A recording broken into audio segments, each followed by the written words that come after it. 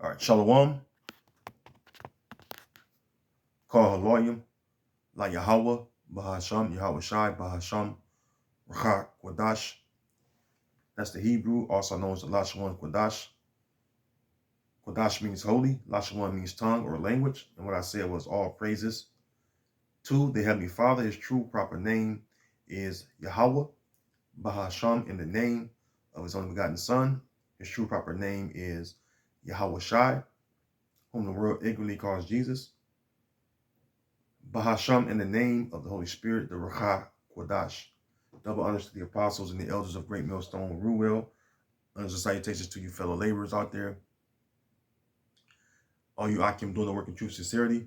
Shalom to you. Shalom to the Akwak that believe as well. Back at you with another lesson, Lord, willing, edifying. Just real quick. This is one I tried to post last night, so I just decided to remake it because it won't post. So I'm just redoing it, and still, Lord willing, is edifying to you brothers and sisters that may watch and tune in. So with that being said, this lesson or quick video was based off the Epic Economist video, which he produced good videos pertaining to prophecy. So every now and then I'll do a video based off one of his videos. And in this particular video, it's talking about, how the cities are going to break down and how people are going to react when the cities are troubled here in Babylon. So what came to mind when I seen the video was that we've been, foretelling our people these things are coming. All right, Jacob's time of trouble, all right, is approaching, and the evil days, all right, will overtake you Israelites that don't have faith. Okay, a lot of lamentation, mourning, and woes is coming. Okay, as is written in the book of Ezekiel, the 2nd chapter, and these are the things, all right, that we convey to you on the daily. Okay, so with that being said, I want to let you hear what they said in the video clip. Again, Lord willing, is edifying, fair use, fair use. Of course, my videos are not monetized. I just want to say fair use, only for teaching and edification purposes. So with that, let's play the clip. Crucial aspects of actually surviving in an urban environment is understanding how it works and why it can be so dangerous. The average population density in New York City is 27,012 people per square mile. Now that's a fact that should genuinely highlight how difficult living in an urban environment is. This isn't just confined to New York City as well. Multiple other states have seen populations boom in cities that were never meant to hold such high numbers of residents. This increase in population has only made living in urban settings much more difficult, breeding crime and making the area far more difficult to navigate. That's hardly the least of a prepper's concerns, however. If a city were to be faced with a wide-scale attack, resources will be gone in days, while having to deal with panicked people is almost a requirement. It's likely that robberies and other crimes will be at an all-time high, making it all the more essential that people are ready for this difficult task ahead. This is why it's so imperative that if you are forced to stay in an urban environment, you understand the threats. You know how to navigate them and are constantly prepped for it. Number 2, have an escape plan. Obviously, escaping a large city won't be quite as easy as packing up and simply driving away. Those who live in the middle of New York City, bound by the end of the island, will find themselves blocked off mostly to any escape routes. I'm going to leave it right there. Again, fair use, fair use. As you can see, that was a lot of information in a small snippet. And, things he said was on point, as far as he mentioned the crime that's going up. And that's, that was due to really the end of 2022, where you had multiple state governments was saying that they're going to reduce the the response to crime because of, you know, the Democratic Party was basically demonizing law enforcement so much where they said, well, you know what? Um, they want to cut, the budget on, law enforcement, so we won't require personnel to go out and respond to these different crimes. So therefore, you have where a lot of the 911 calls are going ignored due to, all right, a rebellion of law enforcement. They're like, you know what? You want to cut our budgets? You want to? Some of them got their pensions taken away. You know what? We're not going to respond to crime. So the 911 emergency numbers um, doesn't work like it used to. Okay. So when 2023 came in, when you see a spike of crime throughout the whole year of 2023, now we're in 2024, right? And there's more crime increase. You have it where stories reported that people crossing into the U.S. Mexico border, which I don't know how much is true, but they're trying to say the migrants are attacking people and causing crime rate to increase as well. So that's just reported in the mainstream news media over here in Babylon. You talked about the supplies, right? About supplies are going to, or the goods that are going to be in the stores are going to be limited, due to the high density of the population within the inner cities, which inner cities are mainly where Israelites dwell at, the so-called Negroes, Latinos, and Native Americans. The most of our people dwell in the inner cities. That's how Esau punches us in. Okay. So when all hell breaks loose, which is by default Jacob's time of trouble, there's going to be a lot of trouble at these, getting into these market stores, trying to get food and what have you. And he highlighted New York City, being that it has over 27,000 people per square mile in New York City. Okay, so excuse me, that's a lot of people in one area, man. But that's how Esau get down, man. He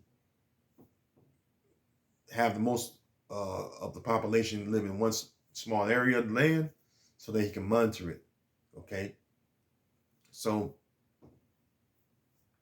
when all hell breaks loose and people are fighting over food, all right, you're going to see a lot of bloodshed in that day. Okay, a lot of people are going to die out here. Many going to perish, as the scriptures tell us.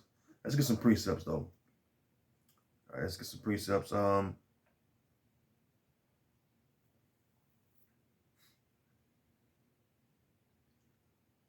Let's go to the book of First, Second Esdras.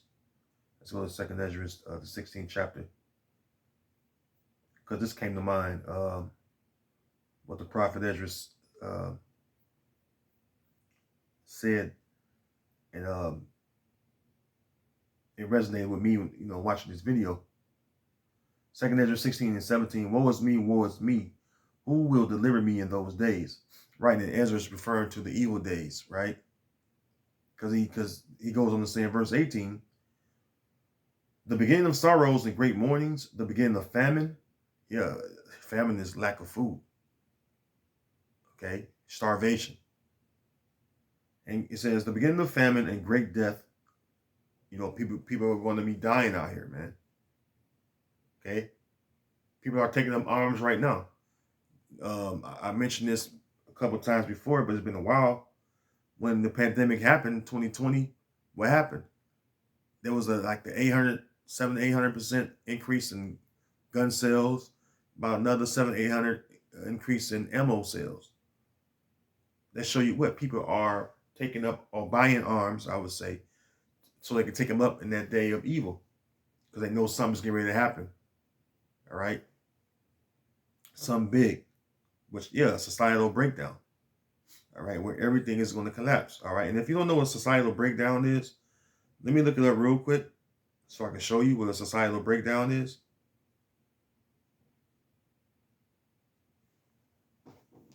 Let's see.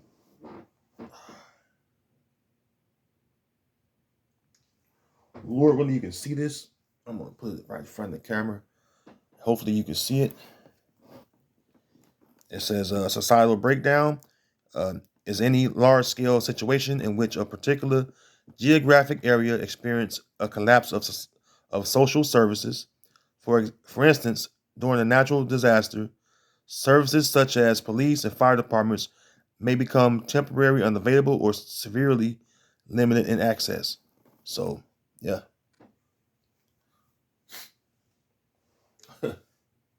They're not responding right now really like that, here and there. Remember, you call 911, they be flying. You hear sirens and lights rushing. You don't hardly hear that no more. Okay. Let's go back to the 2nd Ezra 16. I'm at verse 18. It says, the beginning of sorrows and great mournings, the beginning of famine and great death, the beginning of wars, and the power shall stand in fear. And right now we're in the midst of a civil war or civil unrest, all right, brewing down at the U.S.-Mexico border down in Texas, right? I'm sure you brothers are aware of that, and you few sisters. It says the beginning of evils. What shall I do when these evils shall come, right? Because these evils are coming upon the earth because of the wickedness that has been done upon this earth, man. All right, the wicked deeds that have been done upon this earth, the Lord's getting ready to judge the people for it. Just like the Lord judged the people, all right, during the days of Noah. Because of why? The wickedness that had increased and spread throughout the earth, and the Lord had repented that he had created man upon earth. And so what he did, he destroyed the people on the earth except for 8 people. All right, remember, it was only 8 that was of the elect that day. Noah, his wife, and they had 3 sons, and they each had a wife. That's 8 people. And then the animals the Lord told Noah to gather.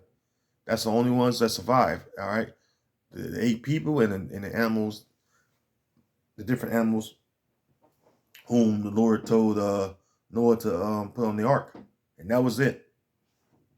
All the people, the rest of the animals, everything died.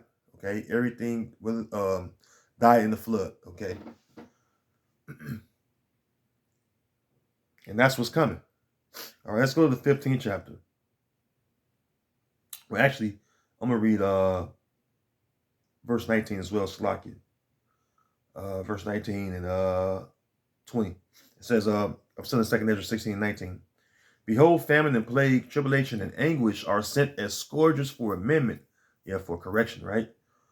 Verse 20, but for all these things, they shall not turn from their wickedness, nor be always mindful of the scourges, because people are going to be still committing all kind of wickedness, not considering that, hey, it's the Lord is doing this. All right, it's the Most High that's bringing this evil upon, all right, the people, these plagues and tribulation, right? Remember, the Lord create peace and make evil. All right, that's in the book of Isaiah, the 45th chapter, in the 7th verse. All right, the Lord said he make peace. Or let me read it verbatim. Slaki. I don't want to butcher it. Let me read the verbatim, because people will have you to think that the Lord won't do this, the Lord won't do that. You want the scriptures, the Lord is wrath, man. He has mercy. He has wrath. All right, he takes vengeance. All right, the Lord does what he wants, man. He's the Most High for a reason. All right, who are you to limit the Lord's power? We're his creations. Isaiah 45 and 7. I form the light and create darkness. I make peace and create evil. I, the Lord, do all these things. All right, that word Lord is in all caps, so it's referring to the Most High, Yahweh. He do all these things. Okay. Remember in Deuteronomy 32, he told Moses that what? He wound and he healed. He kill and make alive. All right. Neither is there any that can deliver out of his hand. This is why we ought to fear him. All right. Knowing that he's the Father of spirits. All right. That's one of his titles. The Most High can take away your body and your spirit. This is why Yahweh Shah said, I tell you one that you should fear. Fear him that can kill the body, soul, spirit, and hell, which is the Most High. Okay? You cannot escape the Most High. So let's go back to 2nd Esdras. Okay? Excuse me. 2nd Esdras 16 and verse 21. Yeah, man, verse 21. Behold, victuals shall be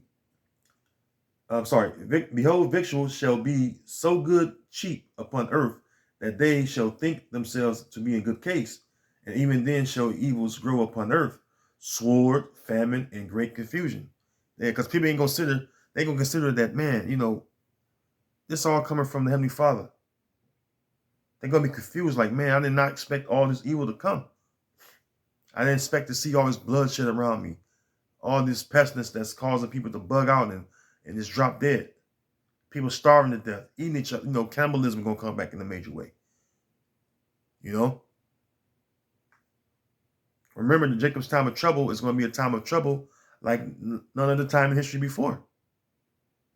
Even all the worst shit we've been through, slavery, Israel been through slavery, hardcore slavery, after slavery, right? Captivity after captivity, 70 AD, all these things, genocide. We've been through a lot, man, as a nation, but nothing worse than Jacob's time of trouble. Verse 22, for many of them that dwell upon earth shall perish of famine. Yeah, you're going to starve to death. And the other that escape the hunger shall the sword destroy. So if you escape the famine, the sword is going to destroy you. You're going to be put to death, basically, because the sword represents death. All right. This is what's going to be here in the near future, which we're quickly approaching it right now. Look how everything looking so far in 2024. See, says here in verse 23, and the dead shall be cast out as dung, and there shall be no man to comfort them, for the earth shall be wasted, and the city shall be cast down. It's going to be a lot of death out here, man. All right, these major cities are going to be wasted across the globe, man. As far as the destruction from the sword, and then you got several spots going to be hit with nuclear fire, especially Babylon the Great being number one on the Lord's hit list. All right, which is so-called America. The Lord has great judgments in store for this place. Okay, let's go to 2nd Esdras, the 15th chapter. Okay, because it speaks about what's going to happen when all chaos break loose. All right, in particular with the cities breaking down. Right, 2nd Esdras 15. And let's start at let's start at 14. Like we usually do, right? Because this thing is repetitive, right? 2nd Esdras 15 and 14. Woe to the world and them that dwell therein.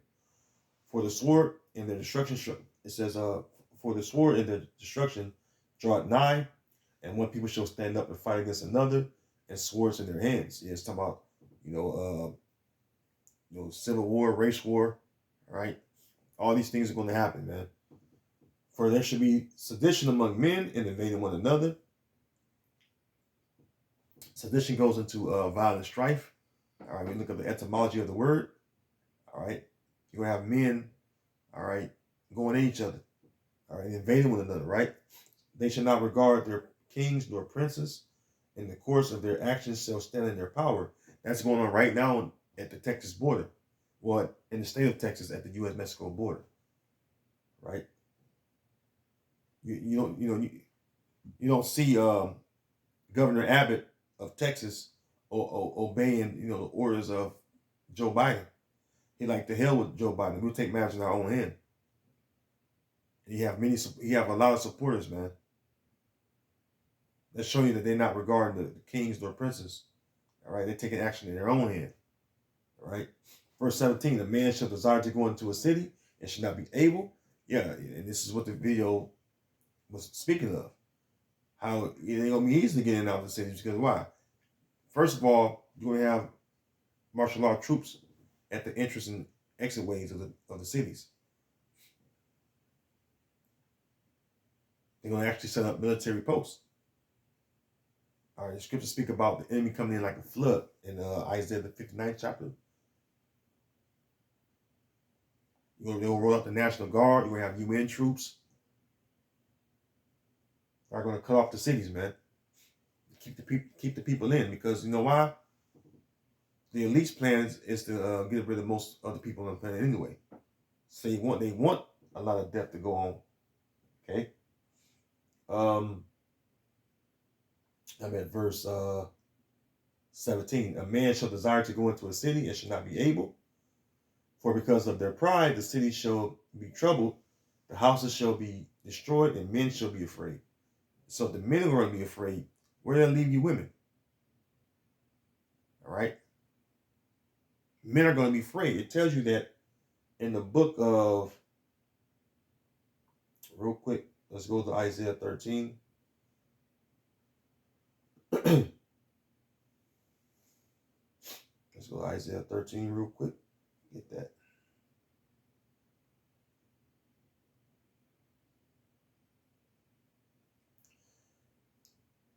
Isaiah 13:7, going right to the point. It says, therefore shall all hands be faint, and every man's heart shall melt. You will have men's mind, because the word heart goes back to the mind, okay? The Hebrew word there is lab. Having a meltdown. So if a man is going to have a meltdown in that day, women are not built to be stable-minded when it comes down to survival. All right, women are used to comfort. All right, they're used to comfort. They don't know about fighting. Basically fighting for survival. All right, combat. They're not good at that. All right. So if a man's heart going to fail, a woman's heart going to surely fail. All right, in that day, because the scriptures tell you that a man is going to be a covering for a woman in that day. Let's get that real quick. Isaiah 32 and verse 2. And the man shall be as an hiding place from the wind, and a covert from the tempest, as rivers of water in a dry place, as a shadow of a great rock in a weary land. So a man is going to be most important to a woman because why? This is how the Lord created, all right, a man to be. All right, a woman, all right, doesn't know how to survive. All right, even the women that's in the military, they're the weak links. That's why they have the comfort jobs, nurses, nurse aid and stuff like that. They're not out in the infantry and stuff like that because they're not built for that. They're not built for war. See, so when the Civil War break out, or race war break out, women gonna be just like the scriptures say, booty and spoils, man. Well, the word booty means spoils, so they're gonna just be spoils, man. That's what women and children are, spoils of war. So let's go back to 2nd Ezra 15 and verse 18. It says, for because of their pride the city shall be troubled, the houses shall be destroyed, and men shall be afraid. Yeah, and that includes, when all hell break loose, like I said earlier, the food is going to run out, right? So it's going to be more intense because why? People are going to be starving, and when you're going through starvation, all right, your mind going to kick into a desperation mode. Verse 19: the man shall have no pity upon his neighbor, but shall destroy their houses with the sword and spoil their goods, because of lack of bread and for great tribulation. And that lack of bread pertains to food. All right, great tribulation means trouble. So great trouble, great evil. Okay, that you're going to be experiencing, and it's going to cause your mind to, all right, be all over the place. Again, Isaiah 33:6, wisdom and knowledge shall be the stability of thy times. This is why it pays to seek Yahweh Bashim Yahushua while he may be found. Instead of trying to, seek the Lord when all excuse me. Seek the Lord while he may be found instead of trying to seek the Lord when all hell break loose. Hosea 5:15. They should seek me early and should not find me, because why? They're going to do it when they've been afflicted. So our Lord said in their affliction, when they seek me early. But it's too late. When you're going through affliction, your mind ain't to seek the Lord. Your mind is to survive. See? Let me get that. I kind of butchered it.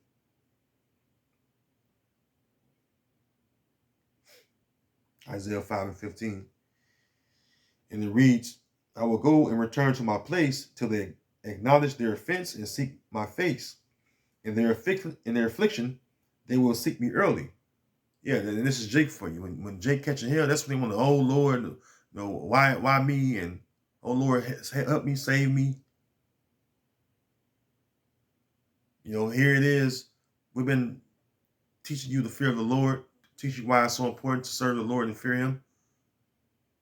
And you despised us. You stayed in those wacky-tacky Christian churches, them dumbed down nigga mosques, that Islamic nonsense. You want to be a Muslim. You want to be into Buddhism. You want to be into Hinduism. You want to be a Rasta.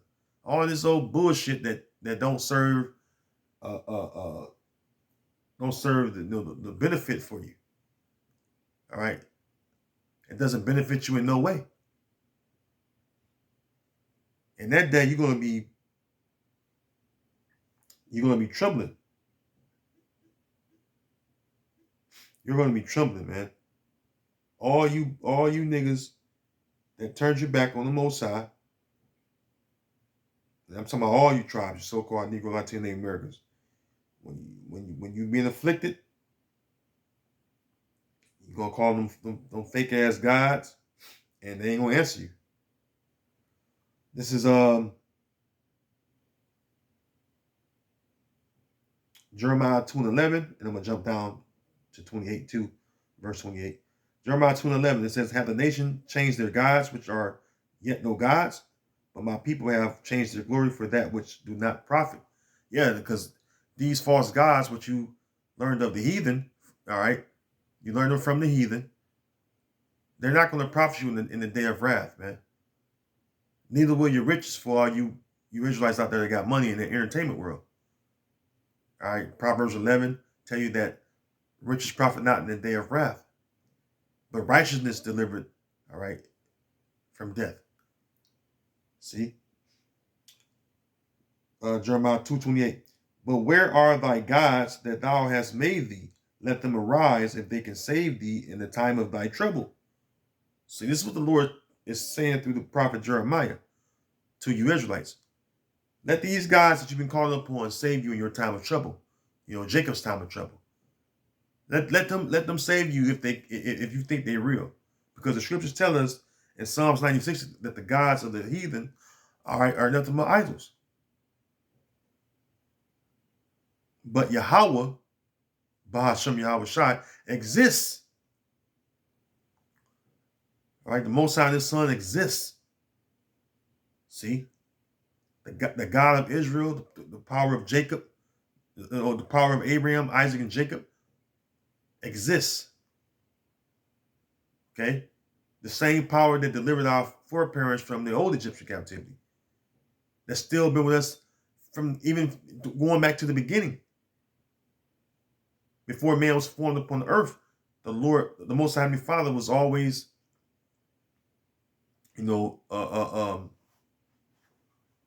always existing.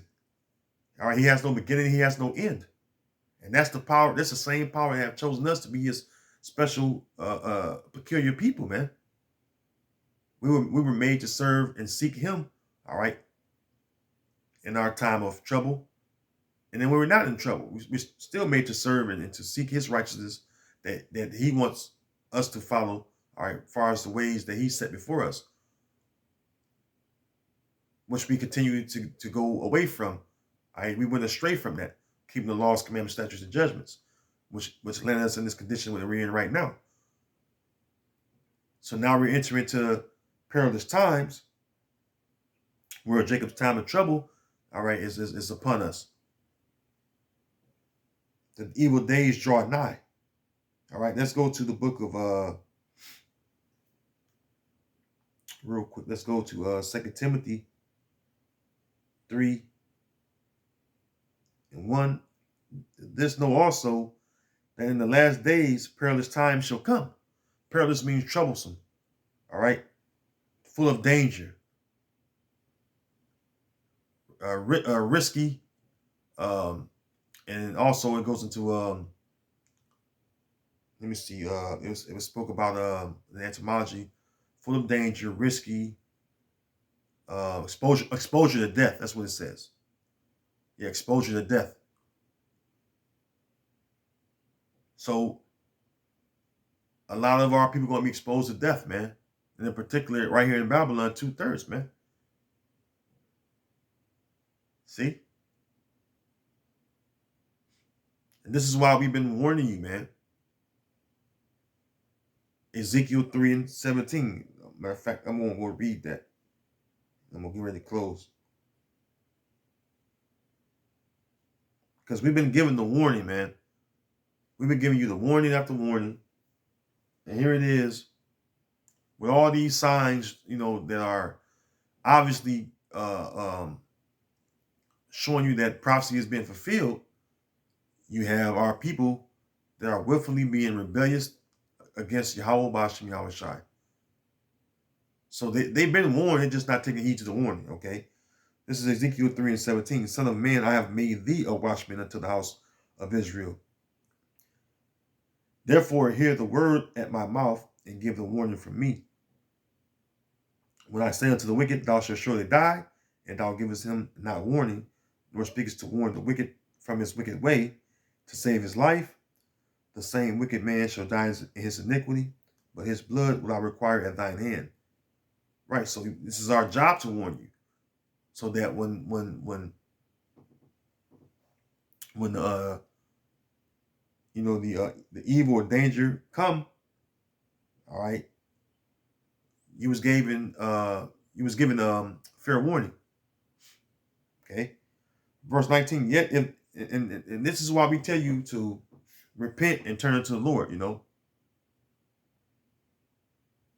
that's where it starts at, repenting.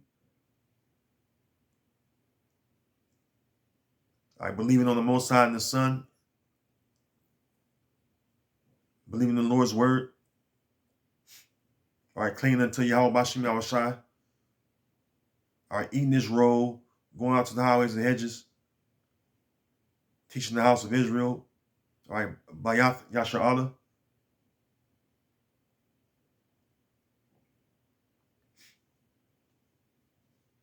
It says, verse 19, yet if thou warn the wicked, and he turn not from his wickedness, nor from his wicked way, he shall die in iniquity, but thou hast delivered thy soul.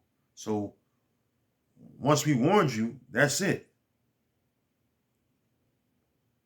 Your blood's off our hands. We've done what we're supposed to do. We're being faithful servants to Yahweh Bashem Yahweh Shai. All right, that's all we can do. Because ultimately, it's up to the Lord whether you get it or not, as far as his knowledge. It's up to the Lord whether you're saved or not. All right? I'm hoping to be saved, just like the rest of you sincere brothers out there and you sincere sisters. So the ones that don't want to hearken, you don't want to be delivered. You want to eat these missiles. You want to be starving to death. You want to be put to death painfully, because that's what's going to happen if you don't repent and turn unto the Lord. So with that, I want to say, Lord, when this video have been edifying to all you Akim and you Akwaf, I want to say shalom to the elect, all praise to Yahweh Bashem Yahweh Shai, Ma'ashem Rakak Wadash. Again, double honor to the apostles and the elders. Shalom to you To you, sincere brothers and sisters, I'll see you in the next video. Lord willing, shalom.